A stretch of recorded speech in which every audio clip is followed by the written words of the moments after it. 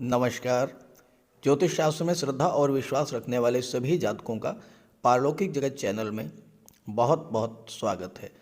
जैसा कि मैं आपको गज केसरी राजयोग के वीडियो के माध्यम से हर माह में बनने वाले शुभ योगों, शुभ मुहूर्त की जानकारी देता हूं, उसी क्रम में आज के वीडियो में बात करेंगे मेष राशि के जातकों की कुंडली में जनवरी 2023 में अलग अलग डेट्स पर बनने वाले गज केसरी राजयोगों के बारे में। सबसे पहले आप सभी को नव वर्ष 2023 की बहुत बहुत शुभकामनाएं। इस वीडियो में मैं आपको ये भी बताऊंगा कि ये राजयोग आपकी कुंडली में किन किन डेट्स पर किन किन भाव में बनेगा, ताकि आप उसी के अनुसार अपनी प्लानिंग कर सकें। पहले ये समझें कि गज केसरी राजयोग कुंडली में बनता कैसे है। गज केसरी राजयोग देवगुरु और चंद्रमा की युति या दृष्टि संबंध से बनने वाला राजयोग होता है, और इसके अलावा ये राजयोग चंद्रमा पर बुध या शुक्र की दृष्टि पड़ने से भी बनता है। ये इतना श्रेष्ठ राजयोग होता है कि किसी भी जातक की जन्म कुंडली में बन जाए तो उसे धन संपदा, संतान सुख, स्त्री सुख, माता पिता भाई बहनों का सुख, मान सम्मान, यश कीर्ति, ये सब जीवन भर अनायास ही प्राप्त होता रहता है। जहाँ तक गोचर की बात है, ये राजयोग हर व्यक्ति की गोचर कुंडली में हर महीने कुछ विशेष तिथियों पर बनता है, लेकिन आपको इसकी जानकारी नहीं हो पाती है और इसलिए आप इसका लाभ नहीं ले पाते।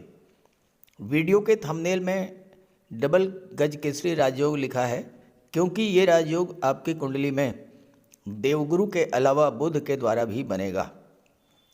ये राजयोग मात्र 2.25 दिन के लिए बनता है, क्योंकि इसके बाद चंद्रमा राशि परिवर्तन कर लेते हैं। तो बहुत से दर्शकों ने जानना चाहा है कि मात्र 2.25 दिन में इस राजयोग के बनने से क्या होगा। तो आप ये समझें कि किसी भी राजयोग का लाभ तो 2 दिन क्या 2 घंटे में मिल जाता है, अगर आपकी जन्म कुंडली में राजयोग बनाने वाला ग्रह मजबूत स्थिति में हो या आपके जीवन में उस ग्रह की महादशा या अंतर्दशा गतिमान हो। ये राजयोग इतना श्रेष्ठ होता है कि इस राजयोग के दौरान किसी भी शुभ कार्य की शुरुआत की जाए, जैसे आपको कोई प्रॉपर्टी खरीदनी हो, शेयर या गोल्ड में निवेश करना हो, मकान बनवाना हो, वाहन खरीदना हो, किसी जॉब के लिए अप्लाई करना हो, किसी सरकारी योजना से लाभ के लिए आवेदन करना हो, शादी ब्याह के रिश्ते तय करने हो, विदेश जाना हो, नए व्यापार व्यवसाय की शुरुआत करनी हो, यात्रा देशाटन पर जाना हो या कोई धार्मिक या मांगलिक आयोजन करना हो। अगर आप इस राजयोग के दौरान उस कार्य की शुरुआत करते हैं तो उसमें सफलता और लाभ के प्रबल योग बनते हैं। यहाँ एक बात और, अच्छे समय का इंतज़ार करने से बेहतर है कि वर्तमान को ही अच्छा बनाया जाए। साथ ही जब भी आपके जीवन में शुभ समय आए, शुभ योग बने, उसका पूरा लाभ उठाएं। इसी उद्देश्य से ये वीडियो अपलोड कर रहा हूँ, ताकि आपको शुभ समय की, शुभ मुहूर्त की जानकारी हो सके। आप शुभ समय पर शुभ कार्यों की शुरुआत करें और उसका लाभ उठाएं। ये विश्लेषण आपकी चंद्र राशि के आधार पर किया जा रहा है, और वीडियो के अंत में मैं आपको देवगुरु बृहस्पति के उपाय भी बताऊंगा। दूसरी महत्वपूर्ण बात यह है कि आप लोगों के प्रबल अनुरोध पर मैंने अपना व्हाट्सएप नंबर तो शेयर कर दिया है, लेकिन इस नंबर के अलावा कमेंट बॉक्स में किसी अनजान व्यक्ति के द्वारा दिए गए कॉन्टैक्ट नंबर पर संपर्क मत कीजिएगा, क्योंकि आपके साथ बहुत बड़ा फ्रॉड हो सकता है अगर आपने कमेंट बॉक्स में दिए गए किसी नंबर पर कांटेक्ट किया तो। चलिए वीडियो शुरू करते हैं। तो ये है मेष राशि के जातकों की कुंडली। आपकी कुंडली में देवगुरु के गोचर के आधार पर पहले ये समझते हैं कि जनवरी का माह किन किन कार्यों के लिए विशेष शुभ रहेगा। देखिए, आपकी कुंडली में देवगुरु का गोचर 12वें भाव में है। 12वां भाव विदेश का होता है। विदेश संबंधित किसी भी कार्य के लिए जनवरी 2023 का महीना विशेष शुभ रहेगा। आपके राशि के स्वामी मंगल हैं। गेम्स और स्पोर्ट्स के मामले में, मेडिकल और सर्जरी के क्षेत्र में, आप विदेश जा सकते हैं। आपकी कुंडली में पूरे महीने भाग्य भाव में बुध का गोचर है। विदेशी व्यापार के संबंध में आप विदेश जा सकते हैं। विदेश से व्यापार में आपको लाभ होगा और विदेश से व्यापार आप शुरू करना चाहते हैं वह भी शुरू कर सकते हैं। 12वां भाव धर्म, अध्यात्म और मोक्ष का होता है और देवगुरु धर्म और सत्कर्म के कारक हैं। तो जनवरी में किसी भी मांगलिक या धार्मिक आयोजन के लिए बहुत शुभ मुहूर्त बनेंगे। कोई पूजा पाठ करनी है, किसी धार्मिक यात्रा पर जाना है या फिर शादी ब्याह, बच्चों का जन्मोत्सव, इस तरह कार्यों के लिए जनवरी का महीना विशेष शुभ रहेगा। देवगुरु की दृष्टि चतुर्थ भाव पर पड़ेगी तो प्रॉपर्टी खरीदने के लिए, मकान बनवाने के लिए, वाहन खरीदने के लिए या फिर घर की सुख सुविधा के साधन क्रय करने के लिए भी जनवरी का महीना अत्यंत शुभ रहेगा, क्योंकि आपकी कुंडली में धन भाव के स्वामी शुक्र हैं, जो कि जनवरी के माह में आपको प्रचुर मात्रा में धन की प्राप्ति कराएंगे। देवगुरु की दृष्टि छठे भाव पर पड़ेगी।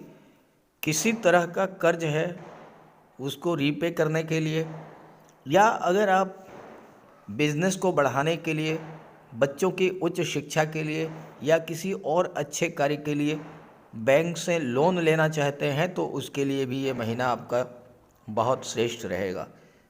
साथ ही साथ ननिहाल पक्ष से भी आपके रिश्ते अच्छे होंगे। देवगुरु की दृष्टि अष्टम भाव पर पड़ेगी और अष्टम भाव गुप्त विद्याओं का, गुप्त रहस्यों का, गुप्त धन का होता है। साथ ही साथ अष्टम भाव ज्योतिष, तंत्र, मंत्र का भी होता है। तो इन क्षेत्रों में या इंश्योरेंस के क्षेत्र में या फिर कोई पैतृक संपत्ति का मैटर है, उन कार्यों के लिए भी जनवरी का महीना अत्यंत शुभ रहेगा। अब आइए बात कर लेते हैं कि किन किन डेट्स में शुभ मुहूर्त बनेंगे और किस समय से किस समय तक। चलिए अब आप पेन पेपर लेकर के डेट्स और टाइम नोट करिए कब कब शुभ मुहूर्त बनेगा। पहला जो शुभ मुहूर्त है वो है 5 जनवरी का। 5 जनवरी को प्रातः 8:06 पर चंद्रमा राशि परिवर्तन करके मिथुन राशि में गोचर करेंगे और ये जो राजयोग बनेगा ये बुध के द्वारा बनेगा। बुध की दृष्टि चंद्रमा पर पड़ेगी और गज केसरी राजयोग आपकी कुंडली में तीसरे भाव में बना और ये राजयोग 5 और 6 जनवरी दोनों ही दिन प्रभावी रहेगा। तीसरा भाव पराक्रम, पुरुषार्थ और आपका साहस होता है। आपका मन उत्साह से भरा रहेगा, काम में मन लगेगा, कार्यों को लेकर जो अनिर्णय की स्थिति थी वो दूर होगी। आप ये तय कर पाएंगे कि आपको किस क्षेत्र में कार्य करना है, किस क्षेत्र में जाना है। देवगुरु 12वें भाव में है और बुध भाग्य के भाव में है, तो इस समय चंद्रमा की दृष्टि भाग्य के भाव पर पड़ेगी तो भाग्य का भी आपको सपोर्ट मिलेगा। बुध की दृष्टि चंद्रमा पर पड़ने से आपकी बुद्धि, आपकी इंटेलिजेंस पावर बढ़ेगी। तीसरा भाव छोटी छोटी यात्राओं का होता है, यात्राएं भी आप कर सकते हैं। मार्केटिंग के क्षेत्र में हैं तो उसके लिए भी बहुत अच्छा रहेगा। कार्य क्षेत्र को लेकर आप जो भी फैसला लेंगे वो सही होगा और आपको सफलता मिलेगी और भाग्य भी इस समय आपका साथ देगा। अब आइए अगली डेट के बारे में बात करते हैं। अगली डेट है 7 जनवरी।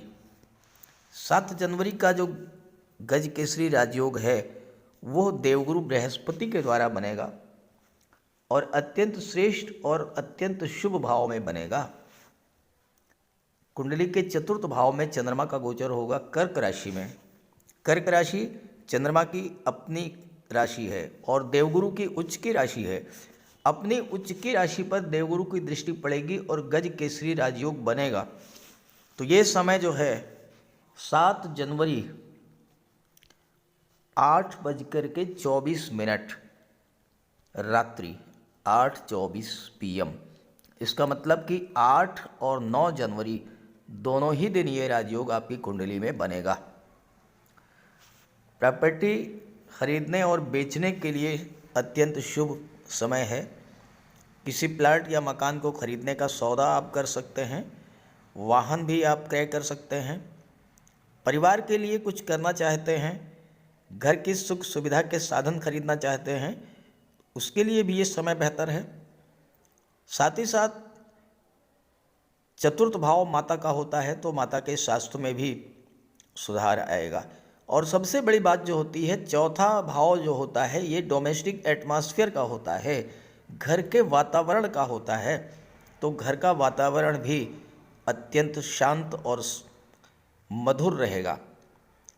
मन आपका शांत रहेगा, मन में अच्छे विचार आएंगे और परिवार में किसी तरह का कोई तनाव या कलह की स्थिति अगर बन रही थी, वह स्थिति भी इस राजयोग के बनने पर दूर होगी। 12 जनवरी रात्रि 9 बजे, इसका मतलब यह है कि 13 और 14 जनवरी दोनों ही दिन ये राजयोग आपकी कुंडली में बनेगा। चंद्रमा का गोचर कन्या राशि में होगा, कुंडली के छठे भाव में। देवगुरु की दृष्टि चंद्रमा पर पड़ेगी और गज केसरी राजयोग बनेगा। हालांकि छठे भाव में उतना ज़्यादा प्रभावी नहीं होता है, लेकिन शुभ कार्यों के लिए तो ये शुभ मुहूर्त है ही है। स्वास्थ्य में सुधार रहेगा, मन शांत रहेगा, मानसिक शांति मिलने से आप अपने भविष्य को लेकर जो प्लानिंग कर रहे थे उसको लेकर आगे बढ़ेंगे।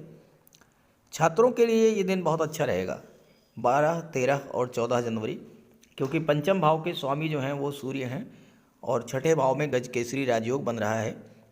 छठा भाव नौकरी का होता है, तो नौकरी की दृष्टि से या प्रतियोगी परीक्षाओं की दृष्टि से, शिक्षा की दृष्टि से कोई भी नया कार्य, नई शुरुआत आप 12, 13 और 14 जनवरी में कर सकते हैं। आप कोई लोन लेना चाहते हैं किसी शुभ कार्य के लिए, तो बैंक या किसी गवर्नमेंट इंस्टीट्यूशन में आप अप्लाई कर सकते हैं। ननिहाल पक्ष से भी आपके रिश्ते बहुत मजबूत होंगे और चंद्रमा की दृष्टि 12वें भाव पर पड़ेगी, तो विदेश संबंधी कार्यों के लिए भी 13, 14 जनवरी जो है बहुत शुभ रहेगा। विदेश से धन की प्राप्ति भी होगी, कोर्ट कचहरी के मामलों में राहत मिलेगी और अस्पताल के चक्कर से भी आपको मुक्ति मिलेगी। इसके बाद जो अगली डेट है 12 जनवरी के बाद, वह है 17 जनवरी। 17 जनवरी को चंद्रमा का गोचर कुंडली के अष्टम भाव में होगा। अब अष्टम भाव को तो खराब भाव माना जाता है। 17 जनवरी को बाद दोपहर 1 बजे से, यानी 17, 18 और 19 जनवरी दोपहर तक ये राजयोग बनेगा आपकी कुंडली में। चंद्रमा अष्टम भाव में होंगे, देवगुरु की दृष्टि चंद्रमा पर पड़ेगी, तो अष्टम भाव से संबंधित जो भी कार्य हैं उसके लिए ये समय बहुत ही शुभ है। आप योगा से जुड़ सकते हैं, मेडिटेशन कर सकते हैं, ससुराल से संबंध जो हैं ख़राब हैं उसको आप सुधार सकते हैं। बीमा के क्षेत्र में, शेयर के क्षेत्र में या कमीशन के क्षेत्र में आप नई शुरुआत कर सकते हैं। ऑडिट के क्षेत्र में या डाटा प्रोसेसिंग के क्षेत्र में डाटा एनालिस्ट के रूप में आप काम शुरू करना चाहते थे तो वो आप शुरू कर सकते हैं। अष्टम भाव भूमि के नीचे के दबे हुए पदार्थों का होता है, तो आप petroleum, diesel, gas, rubber, scrap metals का काम शुरू कर सकते हैं। केमिकल प्रोडक्ट्स या मेडिसिन्स का काम आप शुरू कर सकते हैं। कंस्ट्रक्शन मटेरियल के होलसेल डीलर या रिटेल डीलरशिप का कार्य आप कर सकते हैं। ट्रांसपोर्ट का काम आप शुरू कर सकते हैं। सबसे बड़ी बात यह है कि गुप्त धन की प्राप्ति योग बनेंगे, क्योंकि चंद्रमा की दृष्टि जो है वो धन के भाव पर पड़ेगी, तो गुप्त धन की भी प्राप्ति हो सकती है और साथ ही साथ परिवार में भी वृद्धि का योग बनेगा। किसी सदस्य की शादी हो सकती है या फिर संतान की प्राप्ति हो सकती है। 17 जनवरी के बाद ये राजयोग आपकी कुंडली में 25 जनवरी को बनेगा। 25 जनवरी को चंद्रमा का गोचर मीन राशि में होगा और चंद्रमा कुंडली के 12वें भाव में गुरु के साथ युति बनाएंगे। समय है इसका बाद दोपहर 2:29 PM। तो ये राजयोग भी 25, 26 और 27 तीनों दिन प्रभावी रहेगा 2:29 PM से अगले 54 घंटों तक। तो विदेश भाव में गज केसरी राजयोग बनेगा तो इसका वही प्रभाव होगा जो मैंने शुरू में बताया, उसको बार बार रिपीट नहीं करूँगा। विदेश संबंधी कार्यों में आपको सफलता मिलेगी, लाभ मिलेगा। लेकिन इन सब योगों का आपको पूरा लाभ मिले इसके लिए आप देवगुरु और चंद्रमा का उपाय अवश्य कीजिएगा। चंद्रमा के लिए तो भगवान भोले शंकर की उपासना कीजिए। सोमवार के दिन भगवान भोले शंकर को दुग्ध अर्पित कीजिए। प्रातःकाल ओम नमः शिवाय का जाप कीजिए। और देवगुरु के लिए आइए बात कर लेते हैं उपायों पर। कुंडली में देवगुरु बृहस्पति का बहुत ही महत्वपूर्ण स्थान है, क्योंकि देवगुरु कुंडली के पंचम और नवम भाव के कारक होते हैं। पंचम भाव से संतान का विचार किया जाता है, शिक्षा का विचार किया जाता है और नवम भाव से भाग्य का विचार किया जाता है।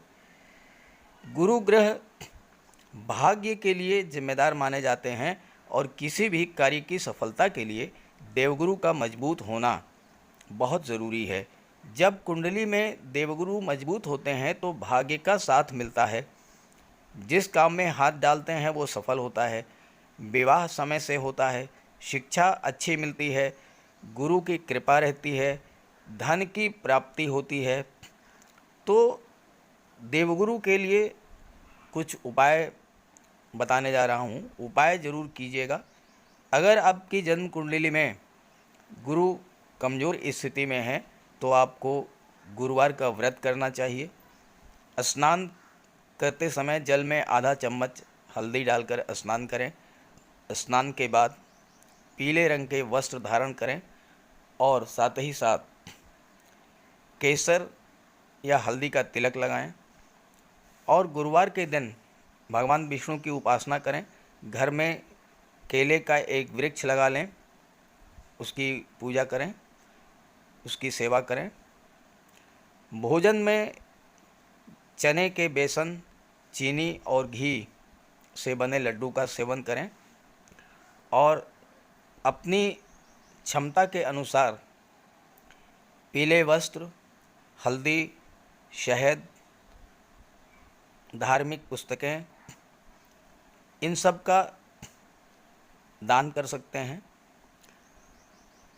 अगर गुरु ग्रह कमज़ोर है तो पुखराज धारण करें, लेकिन इसके लिए किसी योग्य ज्योतिषी की सलाह ले लें। माता पिता, गुरु और बुज़ुर्गों का सम्मान करें, उनकी देखभाल करें और उनका आशीर्वाद प्राप्त करें। साफ सफाई रखें, गुरु की सेवा करें और दही और चावल गरीबों को खिलाएं। किसी गरीब को, किसी दिव्यांग व्यक्ति को भोजन कराएं। किसी वृद्धाश्रम में जाकर के वृद्धों के साथ कुछ समय बिताएं, उनकी समस्याओं को जानें, समझें। कोई ज़रूरी नहीं है कि आप धन से ही सहायता करें, तन और मन से भी आप मदद कर सकते हैं दूसरों की।